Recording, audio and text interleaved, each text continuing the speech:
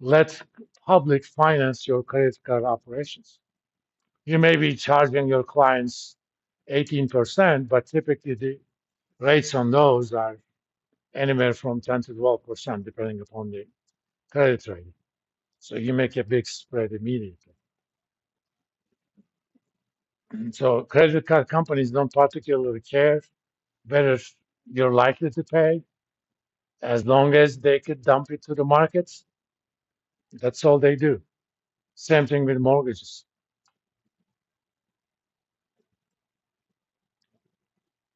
Now let's think about. Oh, there is. I mean, I just want to put this for completeness purposes.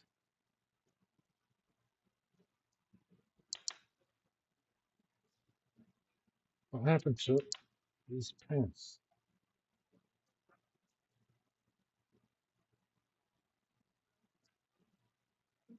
Quick ratio, sometimes also known as acid test, recognizes that inventories may not be that liquid, so it makes an adjustment to the current ratio. It basically says take the current assets, deduct inventories, divide that by current liabilities.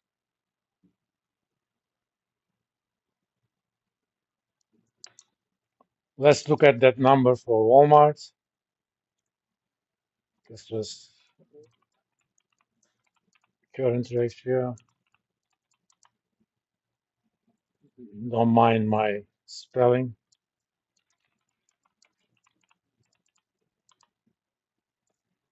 We're not Japanese after all. In Japanese, O and double O may mean different things. Let's take the current assets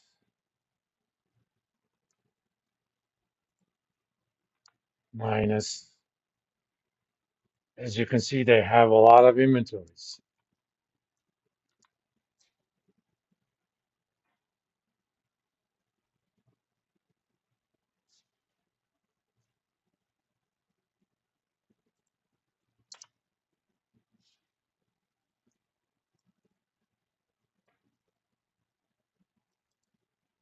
I'm going to copy and paste the formats. Of course, I'm going to make that Welsh Crimson. Good old C8102E. So, as far as this is concerned, I mean, in 1970s, you wouldn't even think about extending credit to this firm because they have only a quarter of their liabilities that are due within a year as liquid assets. If you think about those inventories, certain stuff takes 3 months to move. I mean, not everything is meat or milk. You know, cereal, it stands there a year or even more until it's sold. But it's no longer a problem for companies like Walmart. We're, for companies like Walmart, we're more interested in uh, long-term solvency ratios.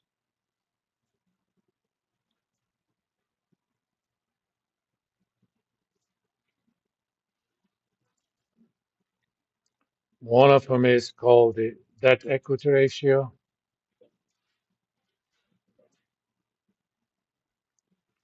This is total liabilities divided by total equity, or you can write it as, come on,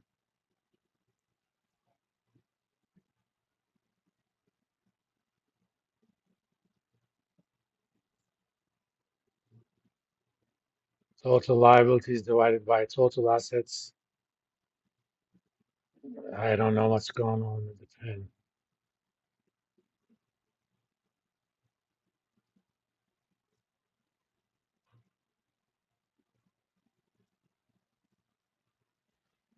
When we talk about total assets, we're talking about book value of the assets, not necessarily what they are worth in the market. That's because accountants have a nasty habit. They book assets at their historical cost, less any depreciation, is accumulated depreciation. If and certain things are not even in there. Would if I had made a statement that Steve Jobs was a significant asset to Apple before he died, would any of you have argued with that statement? No. In fact, the day Apple announced that Steve Jobs had terminal pancreatic cancer, which typically has 1 year survival rate of 5%, Apple stock went down by 10%. Today, Apple is worth about 4 trillion. If something like that happened, Apple's market value would have gone down by 400 billion. So in a sense, using today's values, market attached a $400 billion value to Steve Jobs as an asset. But accountants have a nasty habit. If they don't have a systematic way of assigning a value to an asset, they put a zero, which means it doesn't appear in financial statements. If you look at Apple's financial statements, there's no item that says Steve Jobs, unless you actually paid to get Steve Jobs. Then there's an acquisition cost. Same thing with brand names. You know, does Coca-Cola have an item called brand value? No. But if Coca-Cola has sold that brand to some other beverage firm, those guys would have an item like that because they paid something for it. So for Walmart, let's calculate that. Come on.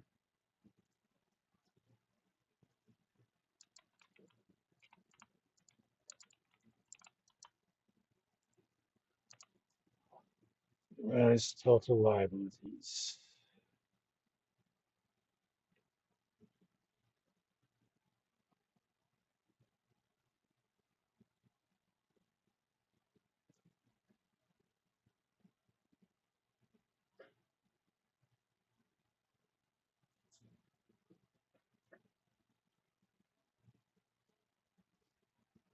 As you can see, they don't even calculate it separately, but you could do total liabilities as total assets minus total equity.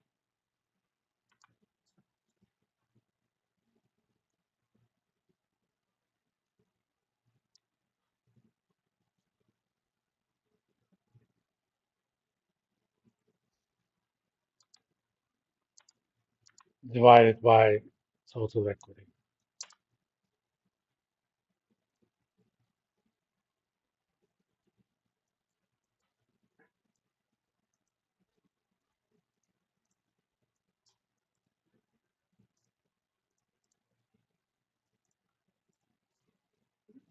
This says roughly for each dollar of equity, remember this is book value of the equity, uh, Walmart borrows $2.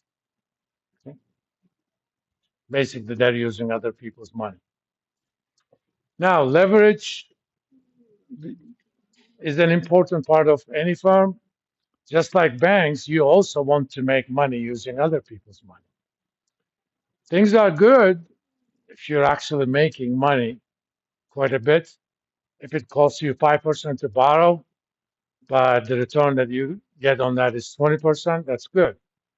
Not only you're making 20% on your own money, but you're also making another 15% on the money you borrowed.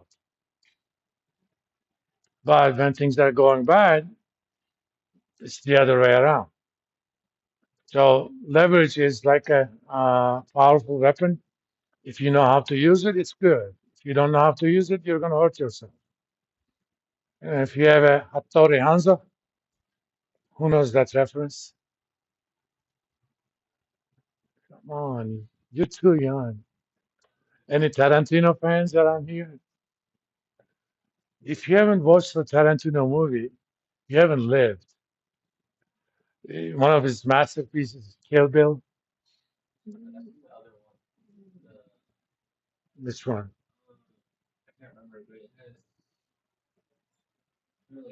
Tell me the story.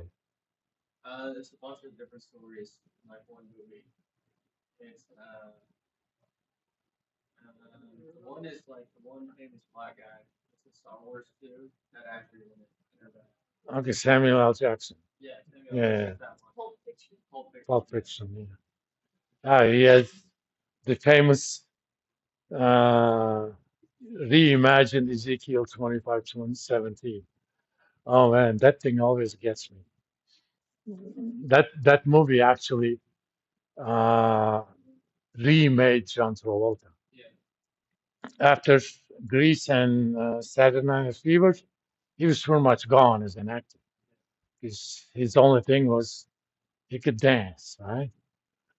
Then suddenly in 1993, Tarantino says, "I'm gonna get this guy for this movie," and it's remade John Travolta.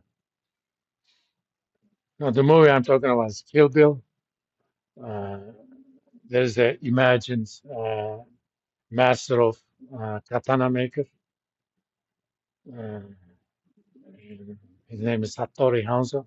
Historically, Hattori Hanzo is the samurai who served around 17th centuries, but